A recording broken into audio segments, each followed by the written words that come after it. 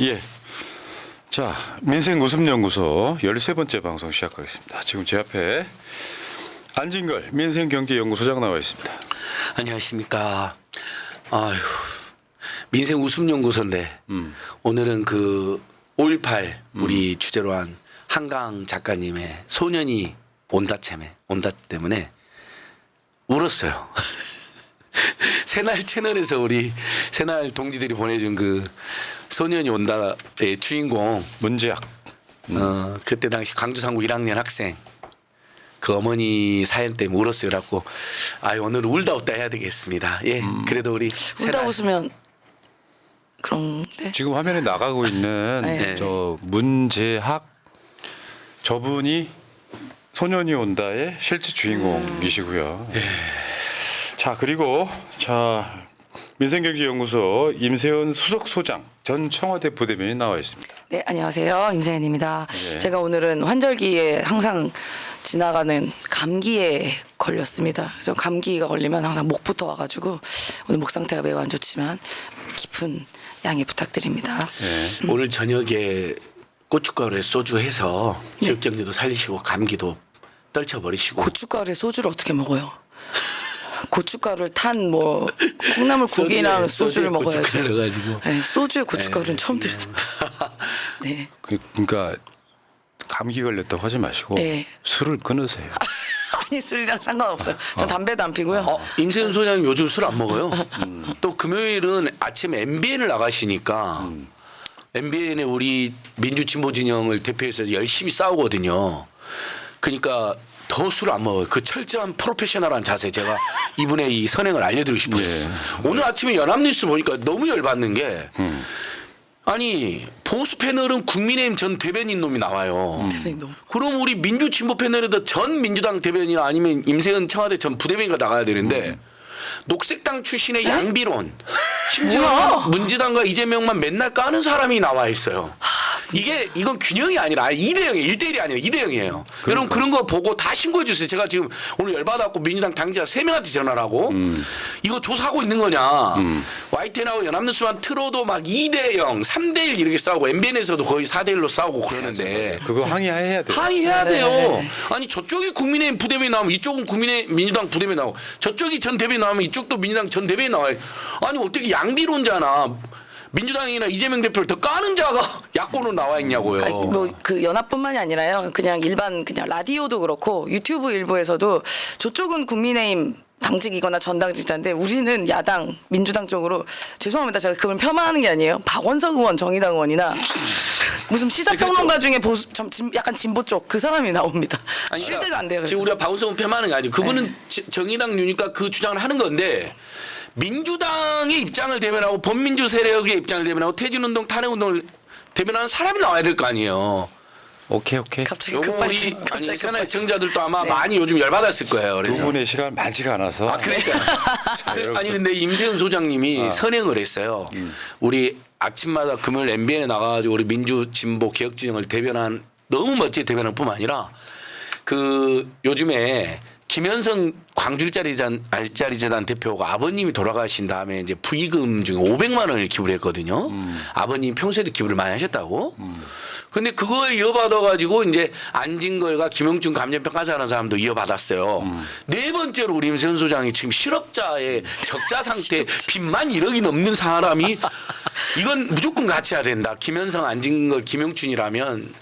그래서 꿈수 청년 장학기금에 또 500만 원을 또 기부하셨네요. 여러분 이건 정말 박수 쳐줘야 됩니다. 알겠습니다. 예, 없이 사는 사람들 이렇게 나누는데 슈퍼리치들 재벌 대기업 특혜만 주는 윤석열 당장 끌어내려야 됩니다. 김건희 돈도 많은데 지땅 양평 희귀한데 그러니까. 보상금 받고 말이에요. 재산만 그게 말이 신고된 됩니까? 재산만 80억에다가 엄마 재산은 수백억 수천억으로 추정이 되고요. 말 좀 김건희- 줄여 이것들아. 김건희 한 번 기부한 적 있나 내가 못 이거 본 것 팔아줄래? 내가 같은데요. 이거 패스. 근데 저기 제 푸나 형님. 편하시겠어 오늘 방송이. 우리 임세훈 소장은 또 저희들 뭐 하나 축하 이렇게 또 칭찬받아야 돼요. 민생경제에서는 또 이렇게 소년이 온다 책도 갖고 왔잖아요. 완전 품절이 돼 있는 책 지금. 그럼 저 오늘은 대한 경제 부흥회 사지 말고 그렇죠. 아니 여러분 그래도 대한경제 부흥회를 사주시면 저걸로 꿈속 청년 장학금하고 홍길동원에 기부를 하니까 저것도 사고 주문한 김에 오케이. 와 소년이 온다 채식 주전 옛날 책이 다 없어져 버린 거 겨우 이거 찾아냈어요. 저 책 잘 나간다며요. 저 대한 경제 부흥회. 예. 소년이 온다는 당신이 걱정 안 해도 잘 팔려. 굳이 이미 품절이에요. 모든 서점에 살려서 살 수도 없어 지금. 우리 임세현 소장과 제가 찾아냈다는 거죠. 우리 그러니까. 민생경제연구소는 웃음과 울음이 공존하고. 실물 구경 좀 합시다. 예. 나 이 책 안 읽어봐서 솔직히. 그러니까 예, 오래됐어. 이 책이 읽어보지도 않았을 거면서. 새 거. 그러니까 저기 뭐냐면 애청자 여러분 이런 거 있잖아요. 누가 봐도 안 읽었어. 많이는 안 읽었는데 어. 책 나오는 것은 유명한. 왜냐면 이 책이 5.18을 전면으로 다룬 책이어가지고 당시 화제가 됐어. 근데 사람들이 너무 역사의 고통이 무거우니까 특히 그때 2014년도니까 박근혜 때잖아요. 많이 사서 보지는 못했어요. 오케이 여기까지 좀 여기까지. 주제 좀 가져오지 말고 좀 가만 있어 말 좀 줄여 마이크 아니 끄고 나 혼자 방송. 자 예. 소년이 온다. 오늘은 화제가 이 책인 것 같고요. 자 그러면 이야기 나온 김에 자 한강 작가가 한국인 최초의 노벨 문학상 수상한 이야기 한번 해보겠습니다. 소름 끼쳤어요. 소름 진짜로. 이게 실제로 어제 깜짝 놀랐어요. 네. 왜냐하면 한국어가 지금 그 한강 작가의 책을 주로 번역한 번역 작가가 데보라 스미스라는 사람인데 네. 번역을 잘해줘야 돼. 맞아요. 번역을 잘해줘야 번역 되는데 잘해줘야죠. 한국 문학사에 아주 획을 그어버린 거예요. 이 사건은. 근데 노벨 문학상은 어떤 책 하나가 히트해서 되는 게 아니라 이 작가가 지금까지 써왔던 책들에 대한 평가거든요. 그 중에서 어떤 책이냐 이거예요. 소년이 온다가 첫 번째가. 5.18. 그러니까 지금 그 저는 이렇게 봐요. 광주 5.18 다룬 책 이 책에다가 또 제주 4.3을 다룬 네. 책도 있어. 그게 작별하지 않는다라는 책인데 그게 결정적인 두 가지 역할을 했다고 봐. 일단은. 예 맞습니다. 네.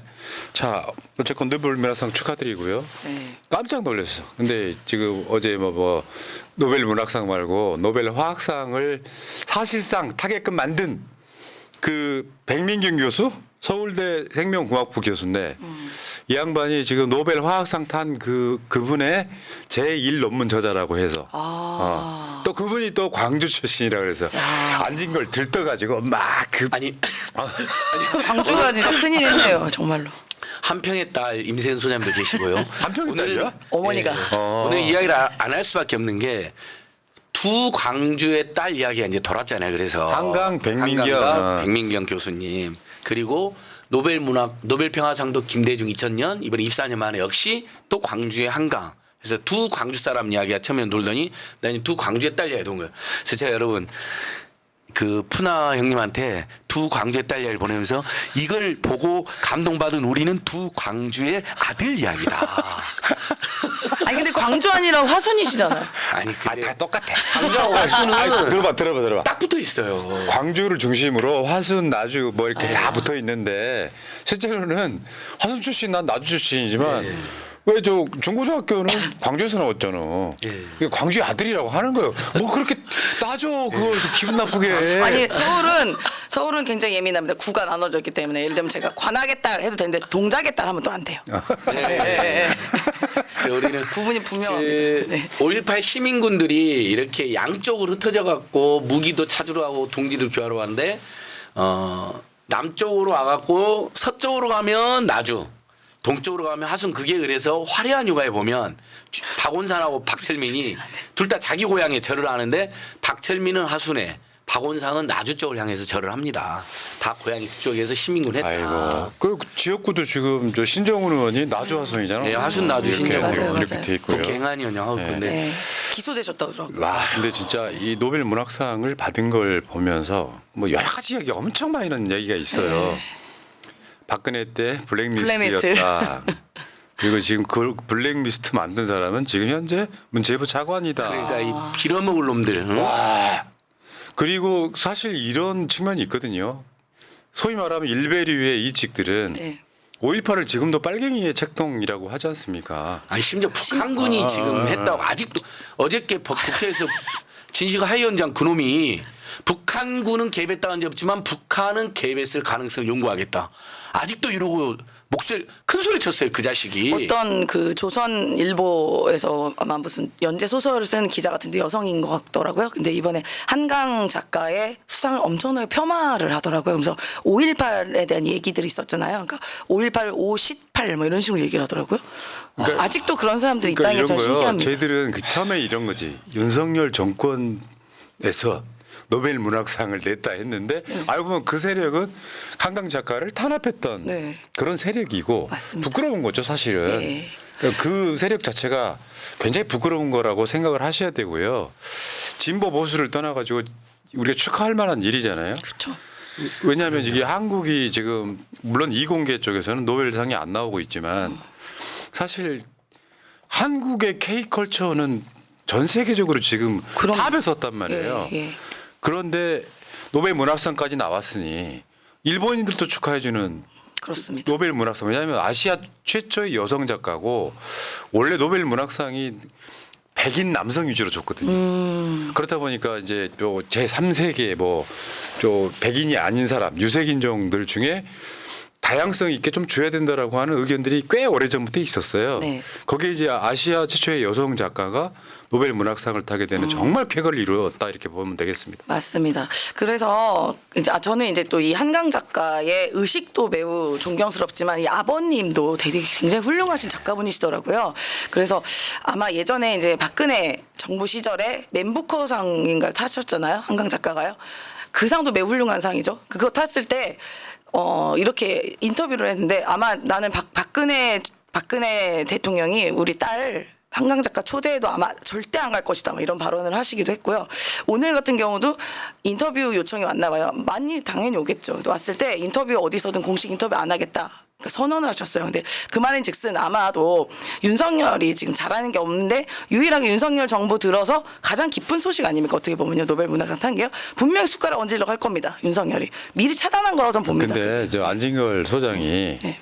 이제 광주의 딸 아들 이야기 했잖아요. 네. 근데 어제 어떤 청년하고 제가 잠깐 대화를 했는데 현 시점 이런 거 있어요. 우리 같은 사람들 안진걸이나 나 같은 사람들은 광주 출신인 것이 한편엔 자랑스럽고 한편에 약간 굴레 같은 게 있어요. 왜냐하면 끊임없는 시간 동안 빨갱이 그 작업들을 해왔기 때문에 우리들 스스로가 그런 이야기를 하기에는 좀 뭔가 좀 저어되는 게 분명히 있고요. 그러니까 이게 참 이상한 역사의 아이러니 같은 거예요. 네. 너무 슬픈 일이죠. 아니 빨갱이로 몰리는 것만으로도 서러운데 사기꾼이라는 거예요. 광주 전남 사람. 저 어렸을 때 너무 많이 살았어요.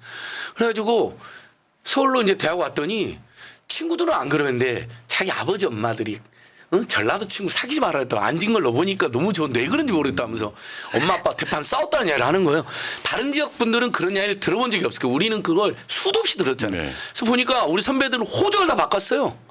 다 광주 전남이 아니야. 다 서울 사람이야. 번적을 바꾸죠, 보통. 번적을 바꿔놨어. 나도 번적을 독도로 바꾸려고. 와, 그 서러움을 다른 지역에 있는 분들도 지금이라도 이해를 하고 존중해 줘야 되고요. 저는 이번에 또 우리 민생경제가 칭찬받을 일 하나 있어요. 오늘 울고 웃는데요.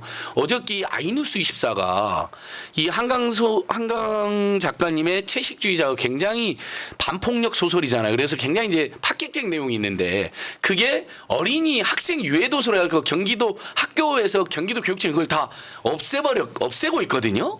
그럼 그건 경기도 교육청이 없앴다고 해야 되잖아요. 보수 교육감이잖아요. 임태희. 이명박, 윤석열, 김건희 핵심 세력인데 기사 제목 이렇게 뽑아놓은 거예요. 한강 작가 책 수거해서 문제된 경기도 재조명 받고 그러면 당연히 이재명이나 김동연 때 그런 일을 했나 보다 오해할 거 아니에요. 그래서 제가 막 격렬히 항의를 했죠. 기자한테 그랬더니 오늘 아침에는 경기도 교육청이 그런 짓을 했다고 제목도 박혀 있더라고요. 네. 참. 그러니까 여러분 이런 놈들입니다. 이대한 작품을 학교에서 제거하고 있는 자들이 뉴라이트 친일 매국 세력들이요. 윤석열, 김건희, 임태희, 한동훈 일당입니다. 근데 축하 메시지 발표한 거 보니까 너무 역겨워서요. 예. 그래서 교육감은 정근식이다. 결론은. 뉴라이트를 몰아내고 친일 매국 교육을 몰아내 오늘 내일 사전 투표 여러분 갑시다 투표로 갑시다. 오늘은 사전 투표가 많을 것 같지는 않고요. 내일은 얼마나 많이 많을 네, 것 같다. 저도 예. 내일 할 거 하려고요. 자, 그러면 이제 이야기는 또 따로 다뤄요. 또 시사에서 예. 다루기 때문에 일단 주제를 한번 넘겨볼게요. 지금 명태균 게이트 이야기 한번 해보겠습니다. 명태균한테 적극적 대처를 못하는 것 같아요. 그러니까 윤석열, 김건희뿐만 아니라. 왜 모두가 그러니까 예를 들어서 홍준표 시장도 한마디 거들었다가 명태균 씨가 뭐 엄중히 수사하면은 너 괜찮겠냐?라고 하는데 예를 들면요 이런 말을 뭐 한동훈이나 이렇게 했으면요 지금 방방 뛰고 1시간에 한 번씩 10분에 한 번씩 SNS 올리고 막 난리 폈을 겁니다. 홍준표 시장 성정상. 근데 지금 그 말 이후로 한마디도 안 합니다. 한마디도. 그냥 이 사람뿐만이 아니죠. 오세훈 시장 같은 경우도 명태균 씨가 오세훈이 내 앞에서 4번을 울었다 이런 얘기하면서 나한테 도움을 많이 받았고 실제로 이제 서울시 경선 과정부터 시장 되는 과정에서 본인이 사실상 만든 거다라는 식의 이야기를 했는데 오세훈 서울시의 과정은 그 서울시 이제 공식 의견은 도움을 받는 사람은 선거 때 항상 많다. 그 중에 한 명이고 그래서 만났을 뿐이다라고 선을 딱 긋니다. 그런데 이 사람들의 특징들이 있어요. 지금 거론하는 사람들 뭐 원희룡, 나경원, 오세훈, 홍준표, 그다음에 윤석열, 김건희 만난 건 다 부인을 안 해요. 통화한 거, 연락한 거 다 부인을 안 해요. 근데 안 친하다 이런 식으로 폭탄 돌리기만 서로 하고 있는 그런 상황입니다. 네. 뭔가 캥기는 게 있는 거죠. 네. 처음에 나경원은 약간 선을 긋는 뭐 김대남이 자기 캠프 있었다부터 시작해서 계속 약간 선긋기 그러면서 김대남 게이트를 공격하는 한동훈을 막 공격했잖아요. 근데 명태균은 자기한테 유리하다고 생각했나 봐요. 그러니까 완전히 진짜 이 정권이 지금 완전히 무너져 내리는 게 윤석열, 김건희 실드전 나경원이 나서가지고 발 안 그래도 내가 서울시장 선거할 때랑 당대표 선거할 때 보니까 내가 다 1등이었는데 느닷없이 이상한 룰이 바뀌고 이상한 여론조사가 발표되더니 갑자기 오세훈이가 치고 나가고 이준석이 치고 나갔다가 나경원이 드디어 참전했는데 역시 나경원이 옛날 같지 않아요. 완전 엑스맨이야. 그러면서 명태균이 또 완전 일파만파. 왜냐하면 그러면 지난 대선 때 윤석열에게 여론 조작만 한 게 아니라 뭐 언론사한테 언론사가 사실 돈을 줘야 되잖아. 400에서 1000만 원. 돈 한 푼도 안 받고 머니투데이 다 발표한 게 지금 확인됐잖아요. 언론사가 돈 한 푼도 안 내고. 그럼 그건 고의적으로 여론 조작하려고 싫은 거거든요. 이거 엄청난 게이트인데 심지어는 이제 서울시장 선거 당대표 선거까지 다 명태균 개입한 것라고 나경원까지 지금 확인해버린 거거든요. 이건 이제는 전면적인 검찰 수사나 아니면 검찰 수사 안 하면 김건희 종합특검에다가 명태균 게이트가 합쳐서 김건희 명태균 얼마나 할 종합 말이 많아요. 심층 특검으로 가야 됩니다. 심층 특검. 네, 오늘 아침에 윤건영 의원도 그렇게 이야기하던데 이건 더 이상 방어 못 할 겁니다. 그러니까 이제 한동훈이도 김건희 특검은 할 수밖에 없다는 식으로 가고 있잖아요. 재밌는 거는 여기 이 국민의힘 집단들은 특징이요. 재밌는 게 지들끼리 싸울 때는 팩트로 폭격합니다. 그러니까 지난번 전당대회 때도 그랬죠. 전당대회 도 자기들이 싸울 때 뭐 이른바 나경원이 사주한 거 뭐 우리 나 빼달라고 이른바 불기소 사주한 것 등등이 자기들 입으로 튀어나왔고 그리고 이번 건 같은 경우도 실제로 여론 조작의 가능성이 있다는 것을 나경원이 그때 봐 내가 1등인데 이상했잖아고 자기 입으로 폭격하는데요. 저는 이게 얼마나 큰 문제냐면 실제로 여론 조작이 일어났고 그게 대선 때까지가 연결이 된다면요. 이거는 심각한 여론 조작 행위고 민주주의 파괴 행위고 그 과정에서 금품이 전혀 받지 않는 선거법이만 된다면요. 대선 무효입니다. 그러니까 대선 무효예요. 온갖 불법들이 네. 다 걸려 있어요. 여기서 잠깐 임세훈 소장, 네. 명태균 씨한테 전화 한번 오늘 이번 주에는 오늘 방금 오다 했는데 전화가 끊어져 있습니다. 가면 더해. 근데 어제 문자는 왔어요 저한테. 뭐라고? 문자 왔는데 아니 제가 이제 좀 이것 좀 물어보려고 문자가 왔는데 어제 근데 저를 칭찬해 주시더라고요. 제가 이제 어쨌든 뭐 인사치라 어쨌든 저보다 나이가 많으시니까 뭐 고생이 많으시죠 뭐 이야기를 했더니 뭐 많이 피곤하시겠어요 말을 했더니 자기가 맡은 일 최선을 다하면 좋은 대한민국 될 거예요. 화이팅 이러고 왔습니다. 이분은 아니요 호연지기가 임세현 소장님 너무 재밌는 분이 아니 김건희에서 명태균이 권력자랑 가지고 갈아탄 거야? 아니. 그래서 소통이 되네? 아니, 명태균이 또- 줄을 섰네? 아니 전화하면 또 요즘에 김건희 흉내 안 내는 게 다 이유가 있었구만. 아니야 제가 전화하면 이 명태균 씨가 또 제가 김건희 씨로 착각할 수도 있잖아요. 그래가지고 문자를 보냈죠 제가. 아니 전화해가지고 이거 김건희 차명폰이야 하면서 동생 그렇게 해버리지 그랬어. 이거 차명폰이야. 방금은 전화를 했더니 올 때 좀 이것저것 새날에 좀 취재 좀 하려고 방송에서 전화했더니 안 받으시다. 아예 꺼놨더라고 전화기를. 와, 발 빠르다. 역시 비선 실세는 명태균이었군요. 그리고 연락도 주고. 네. 황교 몰려는 아, 김건희는 그 전화를 안 받는데. 지금 한번 더 해봐. 자, 전화를? 더 해봐. 안 받더라고. 예, 안 받을 수도 이제는 있고. 또 명태균 하도 씨. 전화가 많이 오니까. 저는 윤석열한테 할 테니까 또 해보세요. 윤석열 외국 가는데 어떻게 받아요? 그래도 한번 해볼게요. 어떻게 되는지. 로밍 해놨겠지. 이 소리 후 전화에 꺼졌어. 전에 딱 꺼졌어. 그럼 김건희한테 가. 로밍 해놨겠지. 지금 로밍했을까? 이 상황에 로밍 안 하고 해놨겠어? 그쵸? 하고는 남죠. 그렇게 전화를 줘는데. 아니 이대로 이렇게 나가는데요? 여보세요? 아니 나 지금 외국에 술 먹는데 전화해 지금. 맥주 지금 좋은 거 먹고 있는데. 명태균이랑 윤석열 씨, 명태균이랑 여론 조작 몇 번이나 한 거야? 돈 한 푼 안 받고 1억 7천짜리를 낼름 먹고 돈도 안 주고 SK텔레콤 쓰시네. 나 미치겠다. 그렇게 여론 조작 해갖고 1등하고 영신 언니 SK 쓰셔. 이재명이 이기는 거 라디오 많았는데 계속 겹쳐. 명태균이가 하면 무조건 네가 이기는 거로 하더만. 이게 골 때리는 뭘 게. 약속한 거야 뭐 얘기합니까? 명태균한테? 벽에 얘기합니까? 언니 명태균 씨랑 우리- 바꿔요? 우리도 골 때리는 게 명태균 안 받으니까 윤석열 김건희 전화해. 그러니까 아니 실세는 명태균이니까 그 다음이 이제 넘버원 명태균 넘버2 김건희 넘버3 아, 시끄러워 방송이야. 죽겠어. 그만해. 시끄러워. 나씨 그만 여기까지. 나 아까 에이씨. 울었다니까요. 우리는 쩔이라니까. 울었다니까. 네. 5.18 여기다- 고등학생. 그렇잖아. 내가 명태균 씨한테 문자 하나 보내서 통화 한번 해보려고 그러는데 사실 나오는 게 이렇게 이야기가 막 김건희 윤석열한테 보내는 메시지가 많이 느껴지잖아요. 그죠. 딜하려고 하는 네, 거. 네. 딱 지켜보고는 있는데 야 우리도 권력 소유를 금방 감지한 거야. 명태균 안 받으니 그러면 윤석열이랑 김건희한테. 명태균 씨 전화 꺼냈네. 그럼 우리 김건희 씨한테 전화해 봅시다. 정말 그래 이렇게 재밌어야지. 네. 아니 이게 뭐야 진짜. 네, 나라가 어떻게 오랜만에. 이렇게 갑니까? 자 그러면 주제를 한번 또 바꿔보겠습니다. 지금 주제 또 바뀌었어. 한동훈이가 네. 입장이 바뀌었단 말이에요. 네. 이건 아마 보궐선거 문제도 있을 거고 자기 대선 지지율 문제도 있을 거고 여기선 더 이상 윤석열 편 못 들겠다도 있을 거고 또 김대남 그 증언에서 나와갖고 김건희가 나를 공격해달라고 사주했다고 이런 것들이 복합적으로 작용하는 것 같아요.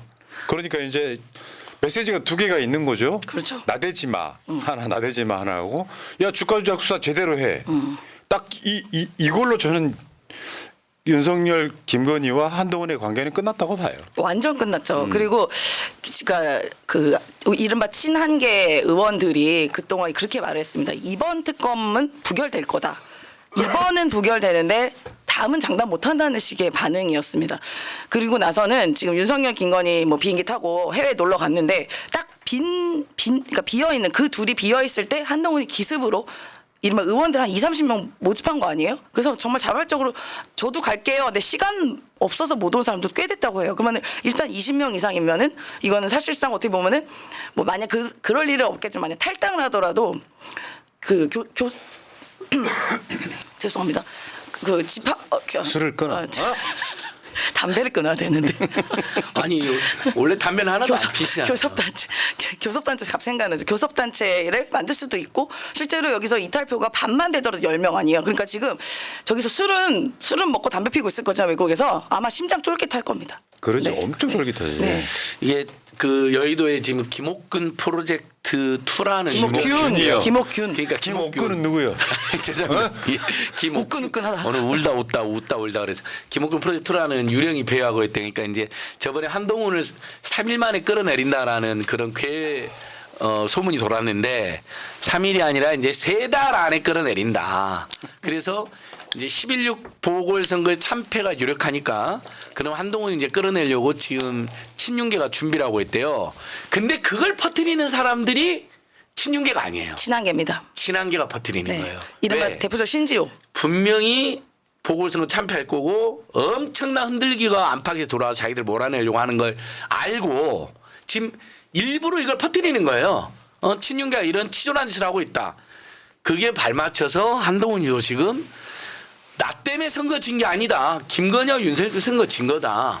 이렇게 책임 회피하고 또 한편으로는 내쫓기지 않으려고 김건희 특검법에 드디어 이제 아주 기회주의적이고 비열한 자세죠. 이것도 역시 지켜준 사람들인데. 이게 이제 네. 윤석열 탄핵의 빌드업이 필요한데 총선 민심이 108석을 줬으므로 네.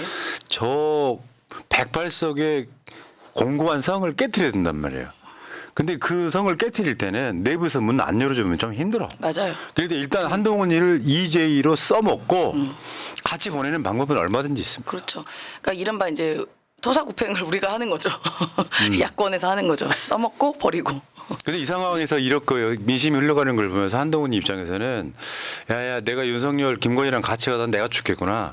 그러니까 그 명분을 나는 김대남의 공격 사주로 잡았다고 봐요. 네. 어떻게 그럴 수 있냐. 그리고 나서 실제로 현장에 가보면 민심이 어떻게 좀 해봐. 뭐 오늘 또 뭐 저 금정구 같은데 한동훈 가면은 김건희 어떻게 좀 해봐. 뭐 이런 얘기를 그렇죠. 많이 듣게 되잖아요. 그럼요. 더군다나 자기 대선 지지율도 안 나오니까 김대남 공격 사주를 빌미로 해가지고 이제 윤석열과 김건희한테 총을 겨누기 시작했다. 그러면 그 성이 무너지는 거거든요. 맞습니다. 그러니까 이거 맞습니다. 결국에는 그 시험대가 이제 다음 달에 민주당이 올리는 김건희 특검에 대한 또 부결이 될 것이냐 말 것이냐까지 지금 연결되다 보니까 사실 200석 넘어서 재투표 재의결을 하게 되면 그 자체가 결국은 탄핵이거든요. 맞습니다. 이게 윤석열도 겁을 먹은 것 같아요. 윤석열 김건희도 한동훈 독대를 계속 거절해갖고 엿을 먹였는데 이러다가 진짜 내 표 이탈했는데 내 표만 더 이탈하면 특검 들고 탄핵되고 감옥 갈까봐 독대를 해가지고 한동훈이랑 어떻게든 쇼부를 치고 협박을 하겠죠. 쇼부가 뭐야 이 사람아. 일본말 쓰지 지지리파 맙시다. 지금, 진짜, 어? 지금 한강 작가님 승부. 노벨 평화상까지 아니, 노벨 엊그제가 노벨 한글날이었다고. 문학상 아니, 탔는데 영감을 쇼부란 말을 왜 살리기 쓰시는 쇼부가 거예요? 쇼부가. 쇼부가 오늘 저희 진보에 꼭 오해하고. 그러니까. 잘못했습니다. 아니 잘못했습니다. 오늘 발음도 되게 안 좋아. 그리고 막 계속 기복근. 아이고 쇼당 좀 칩시다. 아이고 쇼당 좀 쳐. 예, 쇼부는 승부고 쇼당은 상담이고 곤조는 근성인데 죄송합니다. 그러니까 뭐냐면 그러면 윤석열이가 독대에서 독대 명분은 실어주되 실리는 야 네가 배신하면 너 한동훈 너랑 네 집안 있는 모든 비리 너 가만 안 둘 거야. 이렇게 해서 한동훈을 또 붙잡을 가능성이 있다. 그러니까 뭘 해도 이놈들은 마지막까지 자신들의 피를 덮기 위해서 계속 정치 공작을 할 겁니다. 근데 둘이는 이미 신뢰가 깨졌다는 게 정설이잖아요. 그래서 양쪽이 사는 방법보다 양쪽이 죽는 방법으로 갈 수밖에 없다. 그리고 그 과정에서 민중들의 투쟁이 그 균열을 더 키울 것이다. 저는 이렇게 봅니다. 이게 이제 사면초가예요. 사면초가. 그렇죠. 이러지도 저러지도 못하는 상황에 딱 그 상황에 걸려 있어요 지금. 네. 저는 한동훈이 굉장히 유리한 국면에 이제 들어선 거죠. 또 어떻게 보면은 지금 유일하게 그 유력 여당의 국민의힘 소속의 정치인 중에 유일하게 한동훈만 명태균이 안 묻었습니다. 그래가지고 혼자 저 신기하네 그거. 예, 혼자 안 묻었어요. 그러니까 굉장히 이 사안에서 당당하게 얘기할 수도 있고 그래서 이 여론 조작 관련된 것도 수사해라고 얘기를 유일하게 할 수 있는 사람이 이제 한동훈입니다. 그래서 뭔가 위에 올라섰고요.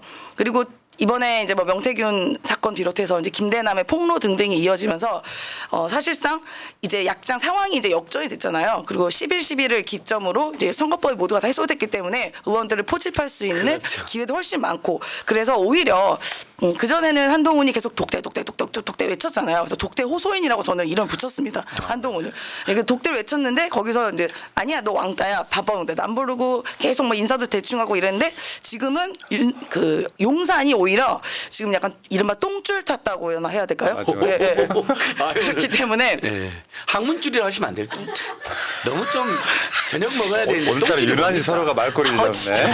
아니 항문이랑 똥이랑 다르잖아요. 그 변줄. 그럼 똥구멍이 항문이지. 그러면 똥줄 탔다는 얘기죠. 변나인 어때 변나인? 방송 이렇게 할래? 예, 죄송합니다. 그러지 마. 죄송합니다. 똥줄이 탔기 때문에 이제 그나마 붙잡고 갈 수 있는 게 이제 한동훈이라도 잡아서 뭔가 설득을 하든 회유를 하든 뭐 협박을 하든 뭐 그런 상황이 필요하다. 그래서 이제 우위는 한동훈에 올라섰는데 과연 그게 쉽게 될까? 그래서 용산이 무너지는 건 시간 문제이지 않을까 싶습니다. 진짜 이거는 내가 봤을 때는 윤석열 김건희가 한국에 안 들어오고 망명 신청할 수도 있겠다. 변희재에 이어 이제 망명 신청 시즌 2입니까? 아니 왜냐면 한국에 들어가면요. 네. 원래 모든 진영은 그런 거예요. 네. 한동훈 입장도 난 이해가 되거든요. 저렇게 할 수밖에 없어요. 왜냐하면 윤석열 김건희가 그렇게 만들어 놨거든. 그렇죠. 근데 진영이라고 하는 거는 어쨌건 똘똘 뭉치면 그나마 살 수가 있어요. 한동훈은 정치적 장래를 보면 윤석열 김건희를 배신을 해야 되는 상황이에요. 그러니까 들어가자마자 이제 아까 가불이 바뀌고 있다고 네, 했잖아요. 네. 한동훈 입장에서는 윤석열, 김건희의 약점을 지금 먹일 멱살을 쥐고 있는 상황인 거야. 네, 네. 그러면 한동훈하고 윤석열이 싸우면 보수층이 갈라져요. 네. 그러니까 윤석열을 지켜낼 힘이 완전히 동력이 떨어진단 말이에요. 그렇죠. 말하자면 국민의힘 지지층은 60%가 한동훈을 당대표로 만들어놨어요. 근데 한동훈 힘을 못 쓰고 있으니까 지지율도 안 오르는 상황이었단 말이죠. 그러니까 윤석열, 김건희 입장에서는 한국에 들어오는 것 자체가 굉장히 고통스러울 텐데 네. 그럼 망명 신청하면 어떻게 하냐고. 아 근데 뭐라도 했어서 우리 눈에 안 띄었으면 좋겠어요. 진짜. 아니 처벌은 해야 된다니까. 그러니까 일단 나중에 이제 우리가 집권하면 인터폴 풀어가지고 그렇죠. 잡아와야죠. 그때. 망명하면 땡큐죠. 조기 대선하고 인터폴로 국제사법재판소로 잡아들여야 죄가 너무나 많기 때문에. 그렇죠. 근데 아마 윤석열, 김건희가 들어와서 저는 독대도 다 전술입니다. 한동훈을 결국은 이탈시키지 않고 또 협박을 해서 어떻게든 한동훈이 8표로 이탈하지 않도록 작전을 짜는데 한동훈이 그걸 말을 안 듣는 것 같다 그러면 한동훈 제거 작전을 계속 할 거예요. 그러니까 그동안 묵혀져 있던 한동훈 비리가 앞으로 추가로 더 나올 수가 있습니다. 맞아요. 여러 가지 잘못이. 왜냐하면 윤석열, 김건희 입장에서는 나중에 탄핵다고 퇴직은 나중 문제. 일단 한동훈이 때문에 죽게 생겼는데 이놈이 보니까 완전히 세게 밀어붙이는데 명태균이 명이 안 묻었어 진짜로. 혼자 명만 안 네. 묻었어요. 이상하게 명태균 인연이 없었던 것 같아. 명태균 입장에서는. 왜냐하면 한동훈이 저 정도로 클지 아무도 몰랐고 윤석열, 김건희가 한동훈을 비약적으로 키워놔버렸잖아요. 중앙지검장 시켜버리고 대검 반부부장 중앙지검장 한 적 없어. 아니 중앙지검장 중앙지검장 3차장 법무부 대검 장관? 반부부장 뭐 그리고 법무장관 이렇게 비대위원장까지 하고. 일단 비대위원장을 시켜버리면서 명태균 입장에서는 접근을 못한 상태에서 한동훈이 지금 오히려 더 큰 소리 치는데 윤석열, 김건희 그냥 당할 애들이 아니죠. 그 약간 지금 뭐가 상상되냐면요. 이 한동훈과 윤석열 혹은 김건희를 보면은 그러니까 서로 총 이렇게 거느서 누가 먼저 빨리 쏘냐 이거 같아요 느낌이. 이미 한동훈이 예. 쐈다고. 그럼 한 명 더 한동훈- 쏴야 되나? 한동훈이 근데 쐈잖아요. 한동훈 한 명 더 쏴야 되니까 김건희까지 쏴야 되죠. 그러니까 이런 거예요. 윤석열이 한동훈을 쳐내면 한동훈을 뽑았던 60%가 또 이탈하는 거예요. 그 지지율을 보시면 네. 저는 MBS 여론조사는 별로 안 좋아하거든요. 언제부턴가 약간 비원질이 맞아요, 됐어. 맞아요. 근데 이번 주에 최저치를 경신했단 말이에요. MBS 여론조사도. 심지어 같은 날 나왔던 여론조사 공정 여론조사도 공정 보수적이죠. 정말 세상에 그렇게 불공정한 데가 없는데 그것도 여론 그러니까 MBS 여론조사는 전화 면접이고 여론조사 공정은 자동응답이란 말이에요. 약간 서로 간에 이렇게 차이가 있잖아요. 여론조사 공정이 MBS에 근접해 버렸어. 24, 5 정도밖에 안 나와. 여론조사 공정도 최저치를 경신했어요. 공정도 71이에요 부정이. 다 이상하게 갤럽은 이럴 때는 또 여론조사를 여론조사 안 안 해요. 해. 갤럽 하면은 저는 10%대 나올 것 같거든요. 근데 그러니까 일부러 안 하나 지금 싶기도 하고. MBS가 2주째 안 하니까. 최저치니까 갤럽이 모닝 콘서트에서는 16%까지 떨어진 거 꼴등입니다. 아닙니까? 꼴등. 전 세계 그러니까 꼴등. 다음 주가 약간 겁이라고 보는데 10월 달에 있는 재보궐 선거가 다음 주 이제 수요일 날 있는 거잖아요. 그쵸. 그리고 이틀 후면 갤럽 여론조사가 나옵니다. 그 사이에 한동훈 저 무슨 재보궐 선거 패배 책임을 어쩌고저쩌고 하면서 완전 개 지지고 볶을 거야. 그렇죠. 그러니까 그러면서 21일 날 또 강혜경 씨 명태균 의원 측근이었던 강혜경 씨가 또 국정조사. 국정감사에 나왔네요. 국정감사에 나옵니다. 그러니까 다음 주가 저는 완전 고비라고 봐요. 네. 우리 뜻대로 안 갈 수는 있는데 이 지지율이라는 게 뭐냐면은 심적인 거예요. 예를 들어 윤석열 지지율이 뭐 20% 겨우 뭐 나온다 이런 정도만 알고 있던 사람들이 선거에서 확실하게 선거로 심판을 해버리면 민심이 동요할 수밖에 없는 측면이 굉장히 교묘하게 좀 버무려져 있을 가능성이 매우 높다 이렇게 봅니다. 그러니까 잔인한 10월 뭐 엊그제인가요? TV조선인가 어디에서 10월 위기설 이런 거를 직접 이야기를 하더라고요. 그러니까 이 10월이 어떻게 지나갈지 모르겠습니다. 그들에게는 이제 위기지만 뭐 우리 진보나 민주당 쪽에서는 기회가 될 수도 있죠. 그래서 이 여론조사가 굉장히 또 중요한 게 또 그 자체만으로도 어떻게 보면 사회적 담론을 또 만들 수 있기 때문에 그만큼 이제 윤석열에 대한 부정 콘크리트는 더 공고해질 거다. 좀 그렇게 생각하고 있습니다. 저 감기 걸린 겁니다. 그리고 자꾸 저한테 술 먹으니 담배 폈냐 하는데요. 둘 다 안 하고요. 감기 걸린 겁니다. 원래 담배는 일절 안 하시고 술도 요즘 끊으셨잖아요. 네, 거의 안 맞습니다. 드시던데. 네. 뭐 그냥 술은 거의 안 먹고 하루에 한 2병 정도만 그 먹는 게 그렇죠. 아니고. 네. 입만 담그는 아니 그러니까 옛날에 우리가 술 많이 먹은 걸로 하면 노벨 알코올상이 있으면 임세은 안진거는 공동 수상해야 됩니다. 365일 중에 한 350일 먹었어요. 명절 설하고 추석하고 여름휴가 빼고는 다 먹었어요. 정말 저희는 진로하고 또 어디죠? 그 소주 회사 처음처럼 주산 하이트 진로. 보혜도 먹어줘, 롯데. 보혜도. 롯데하고 진로로부터 가끔 받아야 돼요. 보혜 좋은 기업이야. 보혜 것도 좀 먹어. 보혜는 이제 전라도 하면 무조건 보혜 먹죠. 아 서울에서 바로 천년의 아침. 오늘은 보혜로 가실까요? 입세주 해야지 입세주. 아 입세주 옛날에 천년의 아침이었죠. 입세주 바로 예, 예, 서울에서도. 예. 저 이야기 좀 이상하게 샜다. 네. 아니 보혜 오노 그룹은 실제로 진보 신단체를 많이 후원하고 있습니다. 맞습니다. 예, 그 정도만 제가 일단 최근에 너무 자세히 알려주면 또 최근에 세무조사 당하니까. 최근에 안진걸이 그 노벨 기부상 받았지 않습니까? 예. 예, 노벨 기부상을 목표로 열심히 해보겠습니다. 우리 임세은 소장님이 여러분 이번에 500만 원이나 기부를 하셨습니다. 실업자의 수억 적자를 지고 있는데 컷오프 당한 고통으로 빚 갚는데 눈물을 흘리면서도 500만 원을 기부하니 미담. 정말 민생경영소 특히 임세은 소장님 응원해 주시고 임세은 식당TV 구독 좋아요 꼭 눌러주십시오. 방송 너무 셌어. 네, 맞습니다. 이 지지율이 갖고 있는 그 함의는 엄청 큰 거예요. 그렇죠. 다시 한번 분석해 드릴게요. 지지율은 자기 지지층을 사기를 올리는 행위예요. 그러니까 한동훈하고 윤석열이 김건희랑 또 싸우지. 윤석열은 못하지. 밖에 나가서는 뭐 엄청 또 돈 써대지. 막 더군다나 국정감사 보니까 김건희랑 관련해갖고 수익 이야기 너무 많아. 너무 많죠. 그렇다 보니까 에이씨 모르겠다 하고 여론사를 회피하기 시작하면 결국 여론은 윤석열한테 불리하게 흘릴 수밖에 없고 윤석열은 지금 민주당과 한동훈과 언론들에 둘러싸여 있어요. 네. 진짜 사면 저거야. 내부 고발자까지. 그러니까 조중동도 이미 윤석열을 버린 분위기로 보도하잖아요. 네. 그러니까 이거는 제가 봤을 때 정말 풍전등화의 신세가 되고 있다 이렇게 저는 보는데 어쨌건 그러면 한 발 더 나가 봅시다. 우리 민생경영 연구소답게 어제 엄청난 이슈가 있었던 게 뭐냐면은 삼성전자 주가가 5만 5만 원대로 떨어졌다는 거. 네. 이건 왜 저는 그렇게 중요하다고 생각을 하냐면요. 이게 8만까지 갔었죠. 네. 예. 그러니까 액면 분할해가지고 100만 원이 넘던 주식을 액면 분할해가지고 5만 원으로 시작하지 않았어요? 네. 근데 올라가다가 삼성전자는요 한국을 대표하는 기업입니다. 네, 가장 시가총액이 많죠. 예. 근데 지금 이게 주가가 뭐 외국인들이 엄청나게 팔아제꼈다고 해요 어저께. 예. 그래가지고 이 상태가 되면 저는 물론 SK 하이닉스 같은 데는 올랐다 그러는데 기업이 순위가 바뀌는 문제가 아니라 한국을 상징하는 기업이잖아요. 맞습니다. 이게 심리적으로는 굉장히 많은 사람들한테는 좀 당황스럽지 않을까 이런 생각해봐요.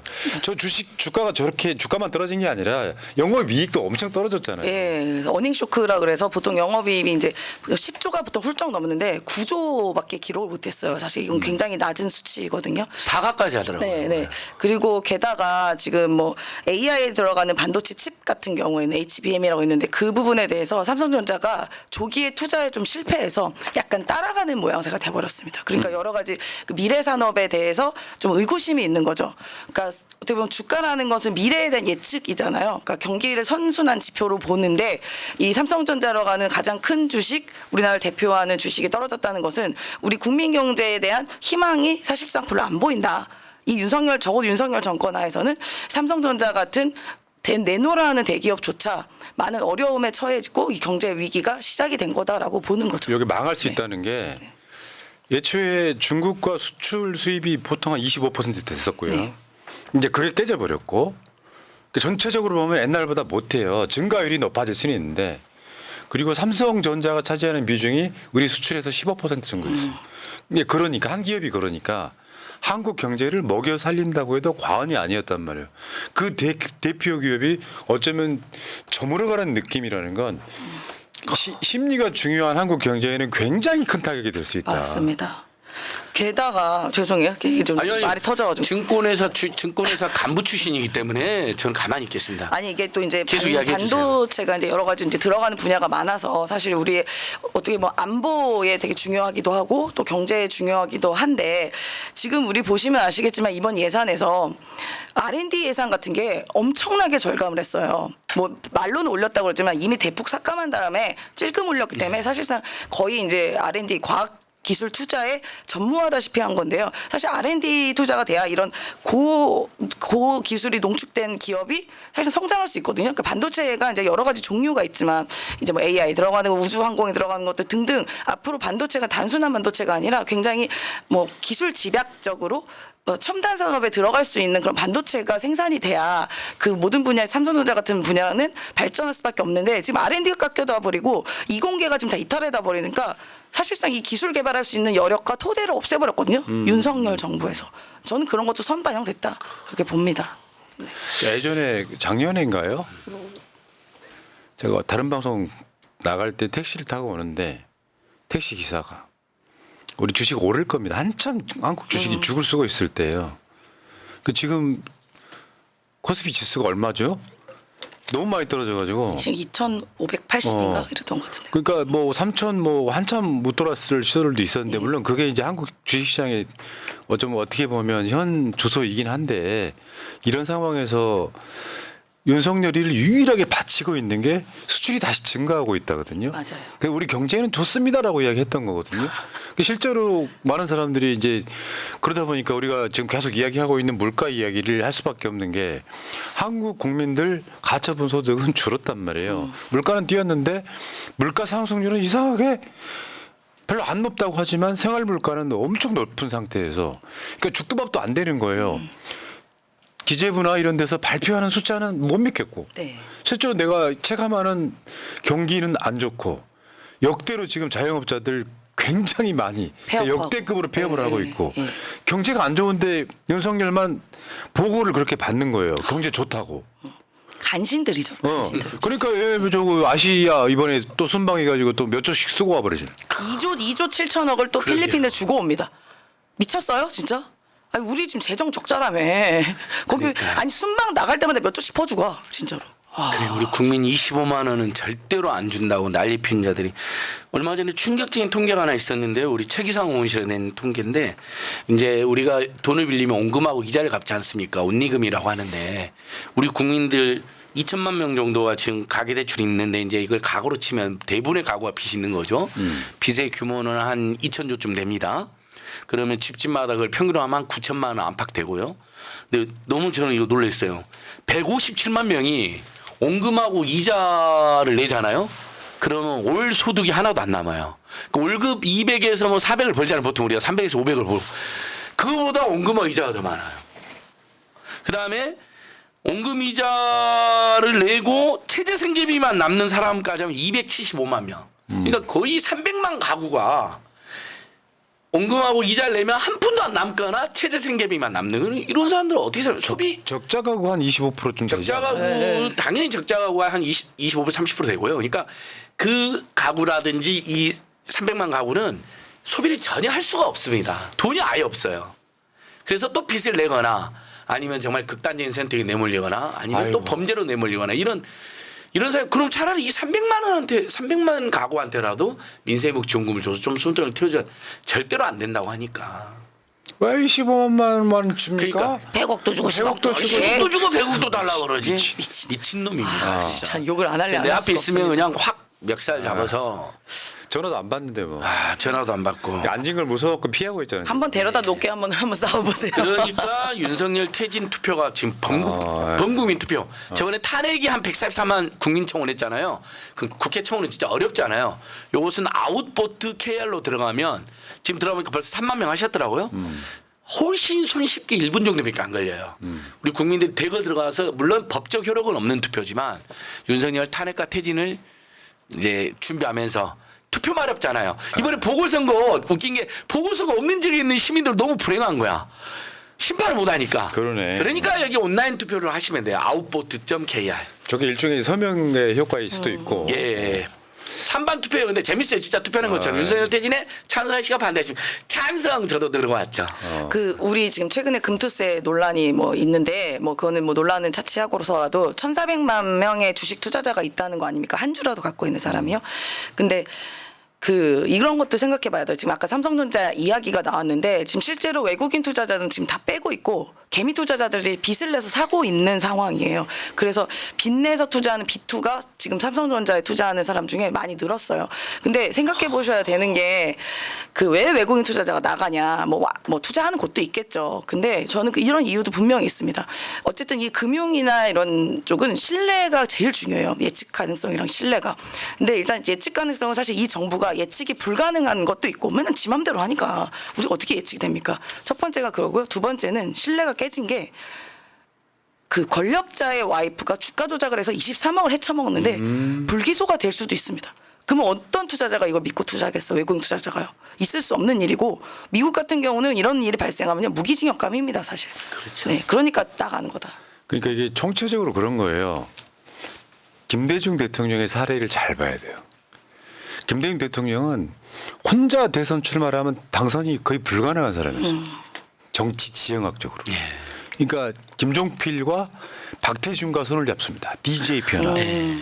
그렇게 해서 IMF가 시작됐는데 대통령이 됐어요. 네. 취임식에서 울어요, 대통령. 우리 국민들 고통 분담하셔야 된다고 울먹거립니다.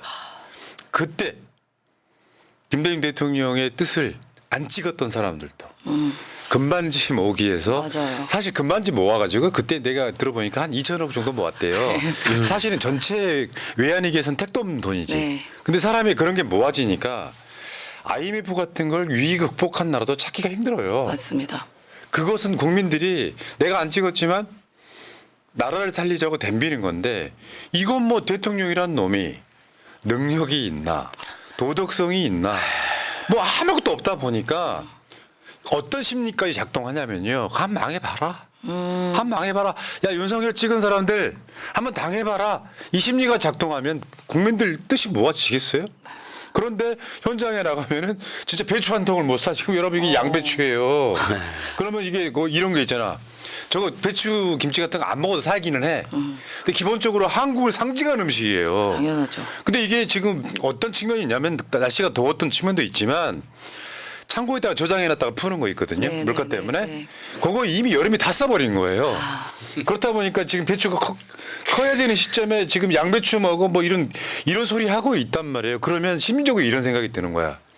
못 사는 분들은 배추가 너무 비싸니까 야 내가 배추 하나 사 먹지 못할 정도의 자괴감이 드는 거예요. 그렇죠. 그게 한 통에 2만 원씩이라고 해도 네. 김건희 윤석열은 사 먹을 거 아니야. 더 좀 아주 유기농으로 아주 그냥 어. 배 터지게 먹겠죠. 그 재산 사람들은. 오히려 재산이 늘어났다니까요. 김건희, 최은순, 윤석열은. 아니 밝혀진 건 안 밝혀진 거는 그것까지 더 하면 많을 겁니다. 수백 수천억은 되죠. 그러니까 배추 한 통에 2만 원 안팎 이런 시대를 우리가 살고 있으면 그게 무슨 기후위기 탓도 일부 있을 겁니다. 우리는 모든 걸 윤석열 탓으로 보는 사람들이 아니잖아요. 그럼 대통령이 그래도 요즘 시장 가보면 정말 얼마나 겁이 나십니까 하면서 저도 정말 마음이 무겁습니다 하면서 민생회복 지원금이든 뭐든 계속 야당을 만나서 대책 이래야 되는데 대파 가격 875원으로 조작하고 합리적입니다. 저번에 시장 가가지고도 아유 뭐 관리가 잘 되고 있나 경제가 좋고 물가 안정됐다고 그러고 물가 이미 다 엄청 올라갔고 작년에 비해서만 좀 덜 폭등한 건데 이미 다 올랐는데 물가 안정됐대 이러니까 그냥 아구창을 날려버리고 싶다는 그러니까 사람 배추 한 통을 딱 보면서 이제 또 분명히 농협 바나나로 마트 간다. 네. 아까 배추 2만 원 거 합리적이네. 아니 그게 김건희 거기서는 씨도 가격을 또한 3,000원 정도로 낮춰놨을 수도 있어요. 윤석열 공 하나 오늘 빼겠지. 날- 공 하나 빼겠지. 조작을 하겠죠 2,000원으로. 그러니까 저는 기본적으로 정치를 할 사람들은요 기본적으로 여러 가지 자질이 있어야 되잖아요. 가장 큰 게 공감이 전 필요하다 보거든요. 그 타인에 대해서 내가 공감하고 국민이 힘든 것에서 마음 아파해야 되는 그 감정이 저는 당연히 있어야 된다고 보는데 뭐 김건희 씨가 출마한 사람은 아니지만 옆에 사실 조정하는 사람이니까 시장 갔을 때도 그 시장 상인들한테 아이고 요새 장사 잘 안 되세요 힘드시죠? 라고 그러니까 아유 장사 안 돼요 죽겠어요. 그러면 아유 저희가 너무 많이 아프고 저희가 남편한테 얘기해서 어떻게든 시장 잘 되게 할게요가 답이지. 아이고 어떻게? 이럽니다. 어쩌자고. 그러니까 문제는요. 정치를 이제 윤석열한테 가르쳐주고 싶은 게 있어요. 이재명처럼 하시면 돼요. 무슨 말이냐. 태도예요. 태도. 끝없이 고민하고 위하는 걸 보여줘야 정치 지도자를 믿고 따르는 거거든요. 근데 누가 봐도 보수 쪽 사람들도 윤석열이는 능력 없어 보이고 지 마누라 치마폭에 놀아나는 것 같고 보고를 받아도 경제는 좋다고 보고받고 그 상황에서 외국 나가서 돈 쓰는 것도요. 태도거든요. 대한민국 선진금 쓸 수 있어. 근데 국민들 죽겠다가 아우성인데 자기 나와서 기부는 지가 내고 있어. 내가 기부할게 앉은 걸 같은 거야. 기부하는 거. 우리는 우리 돈으로 기부하지. 예, 저희는 저희 왜네 돈으로 세금으로 기부하냐고. 자, 알았어. 우리 친구들 돈으로 짜증나 죽겠네. 볼 때처럼 데미지 좀 말고 좀 이제 마무리해야 되니까. 인생 경제, 절대 경제 마무리. 우리가 2주에 한 번씩 방송하잖아요. 다음 방송 때는 탄핵시키고 돌아옵시다. 아니 근데 왜? 양배추 값도 비싸더라고요. 저는 시장을 자주 가는데 그것이 너무 고통이고 제가 일부러 이거 들고 왔습니다. 요즘에 차량, 전봇대, 길거리에 일수, 당일, 달돈 불법 사채잖아요. 사실상 엄청나게 돌아요. 이재명 같으면 저거 없애버렸다. 그렇죠. 경기도지사 때 그거 했잖아요. 여기를 갈 수 맞아요, 없게 경기도에서 돈을 빌려주고 저리로 그다음에 이런 불법 사채를 해서 소탕을 두 가지 정책을 하는 거죠. 근데 우리는 둘 다 안 하는 거예요. 방치하고 그다음에 돈 빌려러 갔더니 16%로 빌려줘 윤석열 정권은요. 긴급 생계비를 16% 그거 거의 사채에 가깝잖아요.